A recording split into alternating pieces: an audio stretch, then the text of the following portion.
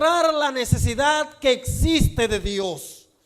Él está diciendo, Dios de venganza, tú no vas a ver el problema que hay. Nota cómo los pobres son maltratados. Nota que las viudas y el extranjero son muertos. Nota, Señor, cómo el impío se burla, cómo vive el impío a expensa de toda justicia. En otras palabras, el salmista está diciendo, necesitamos que si hay un Dios en el cielo, aparezca. Porque ya no aguantamos más la situación que estamos viviendo. Y esto hace bastante relevante el estudio de nosotros para esta noche.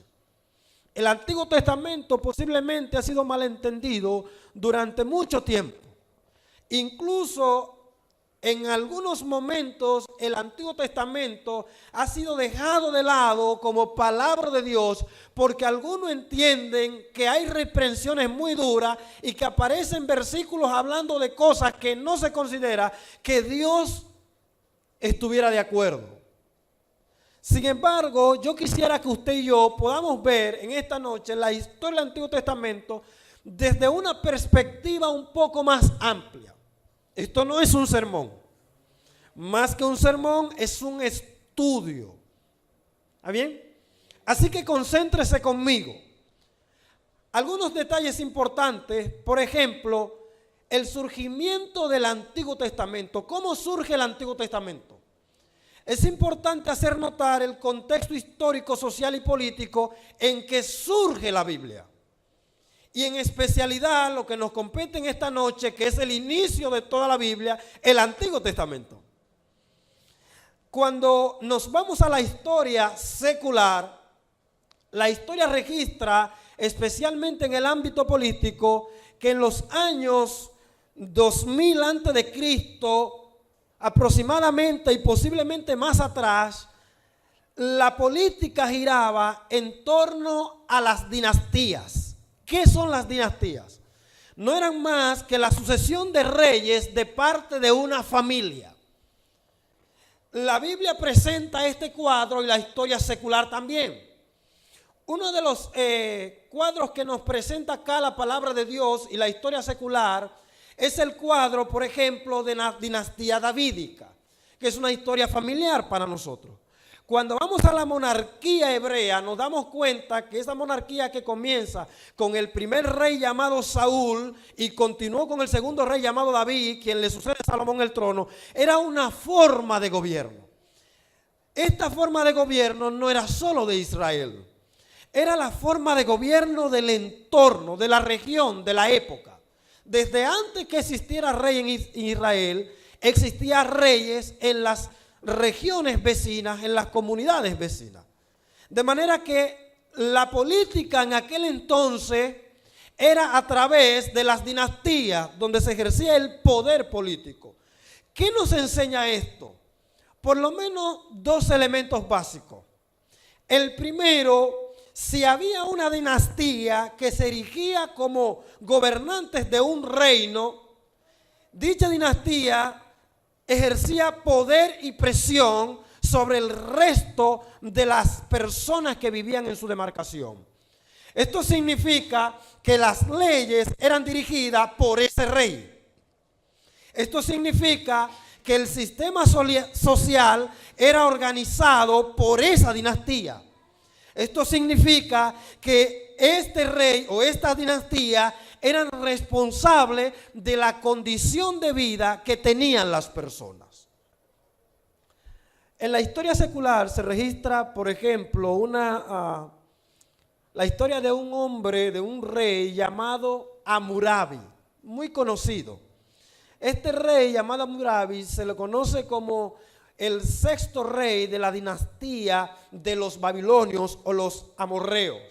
Babilonia, durante muchos años en la historia, fue un lugar donde se levantaron grandes reinos.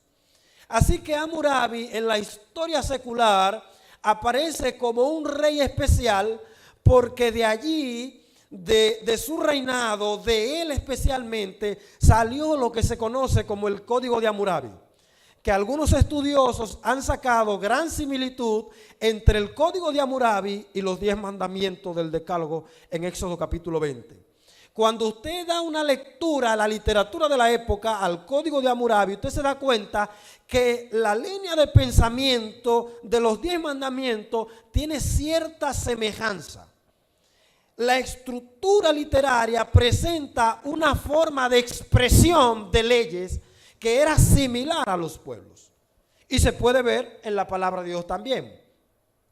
No solamente Hammurabi, sino que la historia registra también a los hititas en Mesopotamia. Mesopotamia es la región del Mediterráneo donde se entiende que hubo la mayor concentración del poder religioso hebreo y cristiano en los primeros años de la vida religiosa, según la palabra de Dios.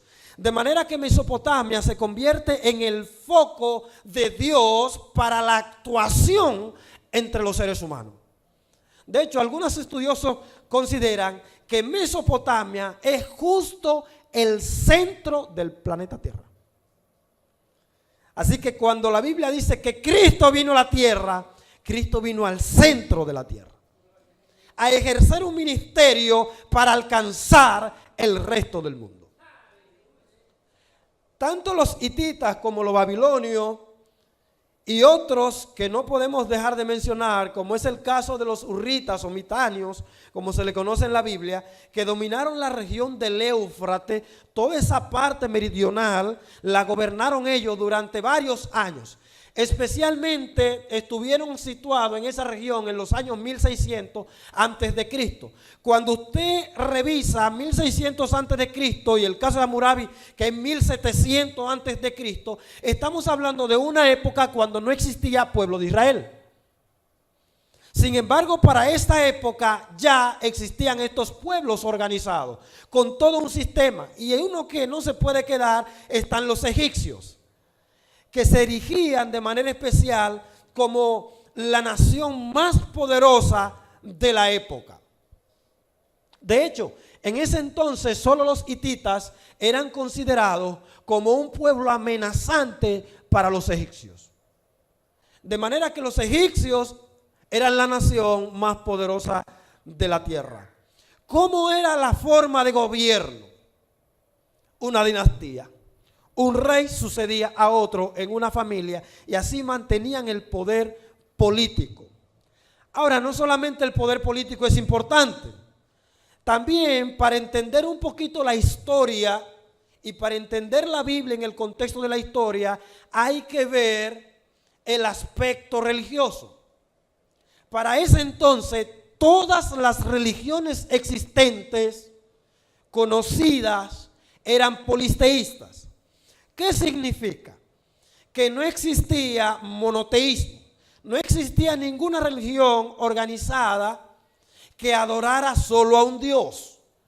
Todos esos pueblos organizados adoraban muchos dioses, varios dioses. De hecho, en la historia egipcia se presenta un sinnúmero grande de dioses que adoraban. Y especialmente se presentan, por ejemplo, en las escrituras bíblicas encontramos muy comúnmente al dios Baal. ¿Lo recuerdan? Los dioses de Acera. Era común, especialmente en el caso de Baal y Tammuz, eran las dos divinidades principales de Mesopotamia y eran considerados dioses de la fertilidad. Así que si ellos querían orar a alguien para que llueva, oraban a Baal y oraban a Tammuz. De manera que el Dios hebreo no existía para ese tipo de pueblo. Es en este contexto social de dominación, de opresión, de maltrato, de esclavitud y de descarrío espiritual donde surge el Antiguo Testamento. El Antiguo Testamento surge con un evento que es bastante trascendental. Me refiero al éxodo bíblico. Hay una unión entre la creación del Antiguo Testamento y el éxodo bíblico. Quiero aclarar un poquito. Cuando hablamos del Antiguo Testamento, específicamente de la historia del Antiguo Testamento, hay que tomar en cuenta cómo entendemos esa declaración. Una cosa es la historicidad del Antiguo Testamento, que no es más que la veracidad de que el Antiguo Testamento es real en la historia. Y otra cosa es la historia en el Antiguo Testamento, que es la narración bíblica de todo lo que ha acontecido desde la creación. Permítame hacer la salvedad. Es diferente historicidad que historia en la Biblia.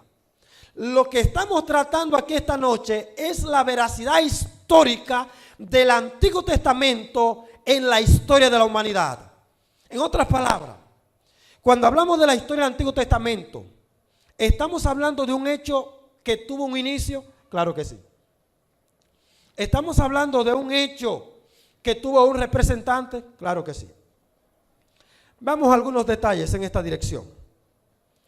Vaya conmigo. En este sentido,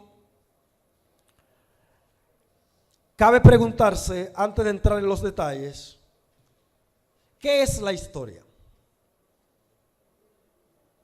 ¿Qué entendemos por historia? Específicamente, ¿qué es la historia del Antiguo Testamento? Historia es todo lo que ha acontecido en el pasado. Eso es historia, de palabra sencilla. Todo lo que no es hoy y ahora es historia. Los sucesos, los hechos, los acontecimientos, todo es historia. Ahora, en la historia del Antiguo Testamento, en el contexto de la historicidad, la Biblia nos da algunos detalles. Vaya conmigo. Salmo 94. Salmo 94. El Salmo 94, versículo 1, como ya leímos, Jehová, Dios de las venganzas. Vamos a notar algunos detalles en el Salmo. Salmo 94, versículo 1. El Salmo contiene la declaración de que hay un Dios, ¿correcto? En el versículo 1. Dice que ese Dios se puede mostrar y la narración dice, muéstrate, ¿dónde estás? En el versículo 2, vayamos allá, note algunos detalles allí también. En la exclamación del salmista, él dice, engrandécete, oh juez, dice que hay un juez, ¿correcto? Note, hay un Dios que es Jehová, pero además de ser Dios, también es ¿qué cosa? Juez. Ahora note la declaración, es juez de toda la tierra. Y dice que da el pago ¿a quién? El juez de toda la tierra, como sigue diciendo el versículo siguiente. ¿Hasta cuándo pronunciarán? Versículo siguiente. Note conmigo. Versículo 3. ¿Hasta cuándo los impíos, hasta cuándo, oh Jehová, se gozarán los impíos? Versículo 4. ¿Hasta cuándo pronunciarán, hablarán cosas duras y se vanagloriarán todos los que hacen iniquidad? Hay un clamor por la iniquidad. Versículo 5 dice, a tu pueblo, Jehová, quebrantan y a tu heredad afligen. Versículo 6, a la viuda y al extranjero. Aquí está la situación. El Antiguo Testamento surge en un contexto donde se hace imprescindible la intervención de Dios para corregir los problemas humanos. ¿Me van a entender? El Antiguo Testamento surge como una necesidad que hay en la humanidad. Ahora, entre los antecedentes históricos del Antiguo Testamento, se da por bueno y válido en la gran mayoría de la cristiandad y de manera especial entre los protestantes, que la Biblia consta de 66 libros, de los cuales 39 de ellos conforman el Antiguo Testamento. Cuando hablamos del Antiguo Testamento, estamos hablando de 39 libros, la compilación de estos 39 libros que se le ha llamado Antiguo Testamento. Eso debe quedar bien clarito también en esta noche. Además de esos 39 libros, es bueno que se entienda que la cristiandad acepta como bueno y válido que el Antiguo Testamento tiene su inicio alrededor de 1450 años antes de Cristo. Inicio exactamente cuando se da el éxodo de Israel que está en Egipto hacia Canaán. De manera que el Antiguo Testamento se da por bueno y válido que inicia su escritura en esta fecha. ¿Cómo podemos nosotros verificar un poquito de que esto es cierto? Vaya conmigo a Primeras de Reyes. Esto es lo que se llama evidencia interna en la Biblia. ¿Cómo evidencia la Biblia que estos hechos que llamamos históricos son reales? Note, en Primera de Reyes, el primer libro de los Reyes, especialmente en el capítulo 6, versículo 1, la Biblia presenta la construcción de la casa de Dios y de la casa del rey. Dice en el año 480, ¿qué año? En el año 480, después que los hijos de Israel salieron de Egipto, en el cuarto año del principio del reinado de Salomón sobre Israel, en el mes de Sif, que es el mes segundo, comenzó él a edificar la casa de Jehová. Note, aquí hay un dato histórico. Dice que en el año 480, después de la salida de ¿quién? De manera que en el libro de los Reyes se registra un dato que está diciendo que habían pasado 480 años cuando aconteció que Salomón estaba edificando la casa. Esto es un dato histórico dentro de la Biblia.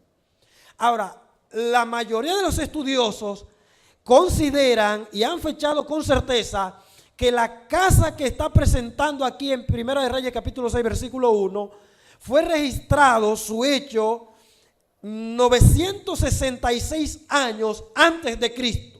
Note, antes de Cristo 966 años dicen que aconteció. Ahora el texto dice que fue 480 años después que salieron de Egipto. ¿Qué significa? Cuando usted suma esos 480 años que pasaron, más los 966 después hasta la era de Cristo, se da cuenta que usted llega a 1446 años. ¿Por qué esto es importante? Porque como dato histórico nos dice, número uno, que la salida del pueblo de Israel de Egipto es historia, no es ficción.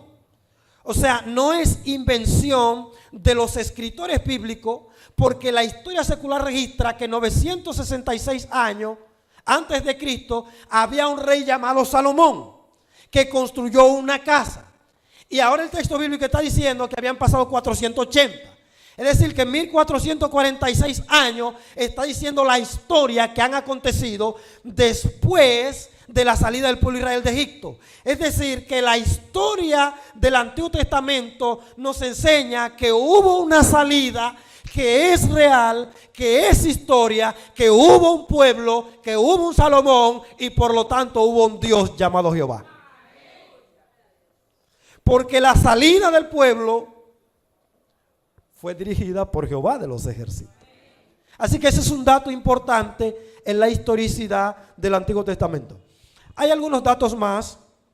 Por ejemplo, dentro del libro de Éxodo, en el capítulo 17, versículo 14, vaya conmigo. 17, 14. Note lo que dice el texto bíblico. Libro de Éxodo, capítulo 17, versículo 14. El texto dice: y Jehová dijo a Moisés, escribe esto para memoria, ¿en dónde? Note usted, Jehová dijo a Moisés. ¿Quién era Moisés? Según el registro bíblico, Moisés fue la persona que Dios usó para libertar al pueblo de Israel de la mano de los egipcios. La historia registra que este Moisés especialmente vivió en el tiempo del Éxodo. Por lo tanto, cuando la Biblia dice que Dios le dijo a Moisés que escribe en un libro, está diciendo que aquí hay un autor. ¿Hay qué cosa? Hay un autor. El autor del libro de Éxodo y por ende de todo el Pentateuco que también escribió Moisés, y añado de todo el Antiguo Testamento, es Dios. Dios era quien decía que escribieran a los profetas. Es bueno que sepamos que la Biblia está escrita por orden de Dios y por más de 40 hombres que escribieron inspirados por Dios. De manera que lo que estamos mencionando en esta noche es el fundamento de la historicidad del Antiguo Testamento. ¿Por qué el fundamento? Porque no es solo que leemos en la Biblia que hubo un éxodo y que hubo un inicio de la escritura del Antiguo Testamento. Es que la historia nos presenta que en ese entonces vivían los pueblos que justamente la Biblia describe como pueblo de la época. La Biblia describe de manera muy vívida la opresión, describe la idolatría y describe también la forma de gobierno en que se manejaban los pueblos. De manera que en el Antiguo Testamento podríamos decir que es la historia de la intervención divina en los procesos humanos. Es la historia, el Antiguo Testamento, de la intervención divina en los procesos humanos. De hecho, no es la única vez que Dios interviene, pero nunca lo había hecho como lo hizo en el inicio del Antiguo Testamento, con las plagas en Egipto, con cruzar todo un pueblo por el Mar Rojo. Y como escuché una vez algunos teólogos llamados teólogos de la alta crítica, andan buscando cosas raras, decían, apoyado por algunos arqueólogos también, que el pueblo de Israel no cruzó por el Mar Rojo como tal, sino que cruzó por una esquinita.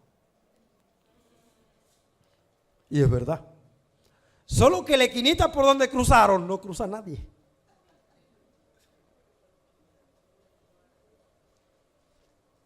Y aunque no aparecen muchos registros, lo cierto es que el registro histórico es lo suficientemente creíble para entender que el pueblo pasó. Primero, porque hay un pueblo que se llama Israel. Eso no es historia. Eso no es historia. Usted puede ir a Israel. ¿Me debe entender? Hay un pueblo que se llama Israel. De manera que esto da un trasfondo histórico importante para entender el Antiguo Testamento. El Antiguo Testamento no es en un vacío, sino en un pueblo y en una cultura. La cultura de Israel, el pueblo de Israel, la cultura hebrea. Ahora es bastante importante un detalle.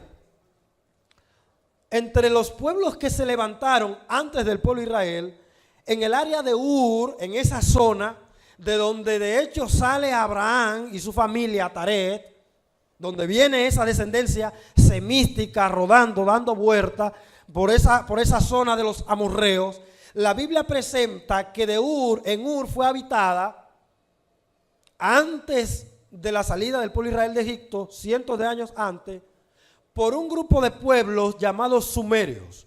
Los sumerios dieron al mundo algo extraordinario. Los sumerios dieron al mundo la escritura. Antes de eso no había escritura.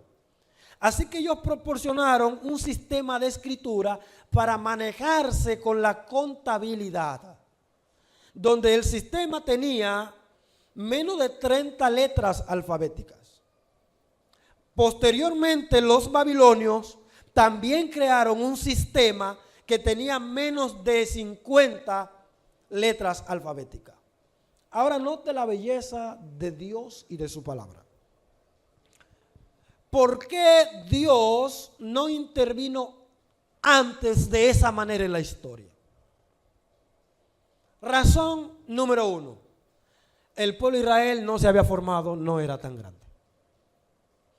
El pueblo de Israel era simplemente hombres de manera tribales que vivían de forma nómada, como era el caso de Abraham, el caso de Taré, su padre, el caso de Job, el caso de Jacob, el caso de Isaac. Pero cuando el pueblo de Israel es formado en Egipto, el clamor, dice la palabra de Dios, subía. Ahora, cuando Dios decide intervenir, note qué elementos hay presentes. Ya hay escritura. Hasta ese entonces existía lo que se llamaba tradición oral. La tradición oral no era más que el comunicado de los principios o los valores a través de los padres a los hijos. Por eso usted va a encontrar en el Antiguo Testamento, incluso en la salida del Éxodo, donde Dios le dice al pueblo de Israel, ¿sabes qué? Mira los mandamientos que te doy hoy, las ordenanzas. Tú la vas a colgar como un delantal en el frente de la casa. Y se la repetirás a tus hijos en la mañana, el mediodía y en las noches. Porque era la forma de transmitir todo conocimiento. Pero cuando Dios llama a su pueblo, hay escritura. Así que Dios no solamente lo llama como pueblo, sino que también usa el sistema de las escrituras para perpetuar su palabra. Y le dice a Moisés, ¿sabes qué? Ahora yo quiero que tú escribas en un libro lo que yo te estoy diciendo. Y no solo Moisés escribe, sino que Dios mismo escribe cuando se presenta en la palabra de Dios, que escribe los 10 mandamientos. De manera que el Antiguo Testamento es la intervención de Dios en la historia humana para poner en orden los procesos de la salvación. Dios interviene de manera abrupta en la historia, humillando al reino más poderoso que es Egipto y diciendo, ¿sabes qué? Salmo 95, versículo 2. Diciendo, ¿saben qué? Jehová reina. ¿Jehová qué cosa? Jehová reina. Dios se declara en la Biblia como Rey de reyes y Señor de señores. El asunto era que el mundo estaba gobernado por alguien que no era Dios. Y la perspectiva religiosa no se enfocaba en Jehová de los ejércitos, sino en Talmud, en Baal, en los dioses egipcios y otros dioses paganos. De manera que lo que Dios hace es intervenir en la historia y decir, hay un Dios en el cielo, número 1. Número 2, este Dios es rey. Y número 3, es juez de toda la tierra. El pobre y la viuda tienen quien vele por ellos. Número 4, Dios está diciendo, también tengo un pueblo, tengo gente que amo, que quiero y que voy a socorrer. ¿No es maravillosa la palabra de Dios? Todo esto se puede ver en la lectura del Antiguo Testamento. No tenemos el tiempo esta noche para ver toda la historia del Antiguo Testamento. Apenas hemos visto un poquito del inicio del Antiguo Testamento. Sin embargo, en ese poquito que hemos visto, podemos constatar que Dios interviene en la historia humana. Y que en el momento preciso, en el tiempo de Dios, lo hace. Que como intervino en el pasado, puede hacerlo en el presente.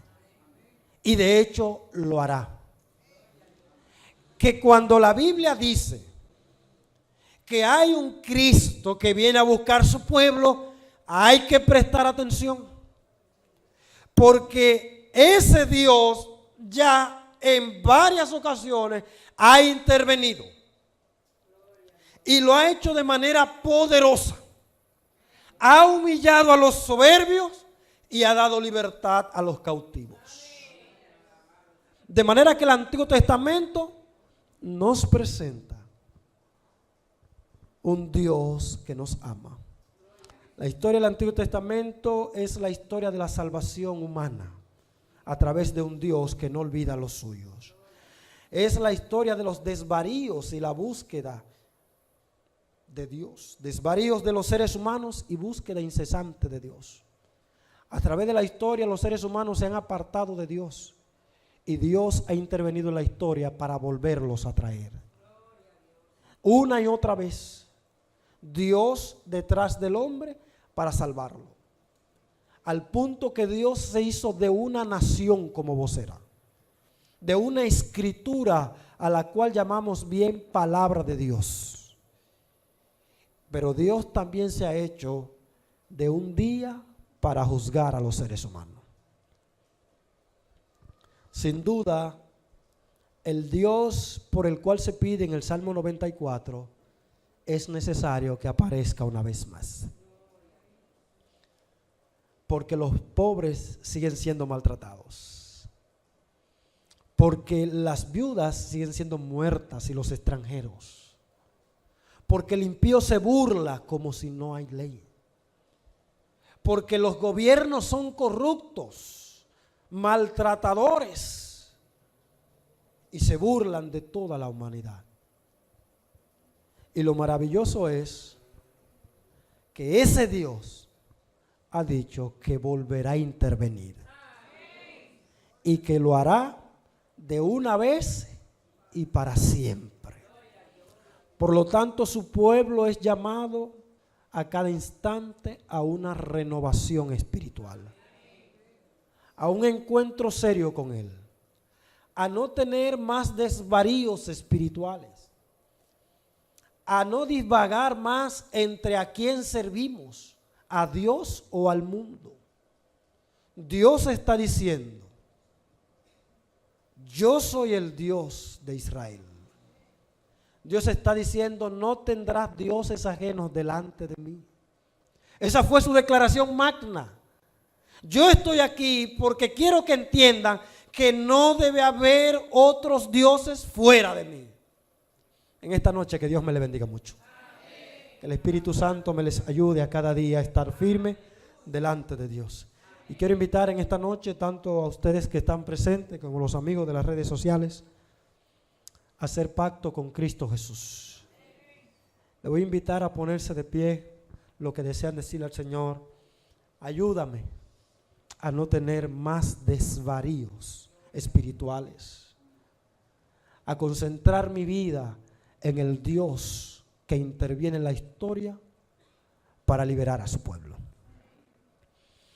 Querido Dios y Padre eterno, Señor, te damos gracias. En esta noche estamos contentos porque al leer tu palabra, al revisar un poco de la historia del Antiguo Testamento en el contexto de su historicidad, podemos encontrar un Dios que no olvidó a los suyos. Un Dios que en el momento clave de la historia decidió intervenir por su pueblo y que además de eso nos dejó su palabra, la cual es guía fiel para cada uno de sus hijos en este día. Como dijera el profeta Isaías: séquese la hierba, marchítase la flor, mas tu palabra permanece para siempre.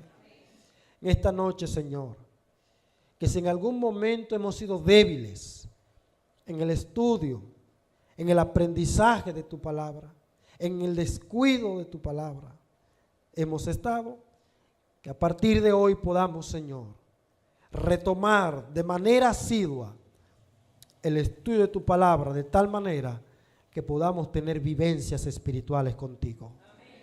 Vamos a nuestros hogares, pero queremos tener la certeza, Señor, de que así como tú intervienes en la historia, también está interviniendo en nuestras vidas. Prepáranos para encontrarnos contigo, en el nombre de Jesús. Que Dios me le bendiga inmensamente.